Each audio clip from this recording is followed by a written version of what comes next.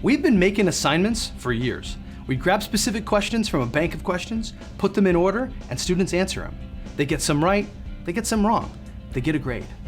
But what if you could make an assignment that adapted to each student and help them identify their areas of weakness in real time and provide additional instruction and remediation so that instead of memorizing a bunch of stuff for their upcoming exam, they actually understood the material? Well, we can. Let me show you. Making an adaptive assignment starts just like any other assignment, but instead of making a question set where we pick each question ourselves, we select adaptive assignment instead. The next step is simply to either make a new adaptive assignment or reassign one you've made before. Let's make a new one. Now, we'll name our assignment and set our total point value. With an adaptive assignment, you set an intent or purpose for the assignment. Is this a pre-lecture assignment where the student reviews instructional material and answers questions to get their feet wet before class? Or is it a practice assignment, our most robust option, and one you might assign for a homework that really takes advantage of the adaptive engine and provides students with an in-the-moment instruction to help bridge those gaps between having read the material to understanding it?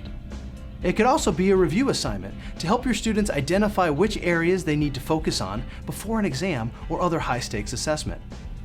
With these options, it allows you to focus and guide your students through their learning experience. This is an adaptive assignment, so no two students are going to have the exact same experience. If one student understands the material better than another, they'll progress through the material quicker and have less questions. When it comes to grading, it isn't a one-to-one ratio.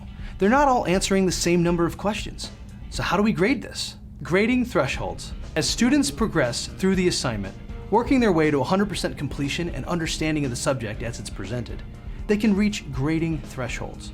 So upon reaching the due date, they'll earn the number of points associated with the highest progress they've made during the time they could work on the assignment for credit.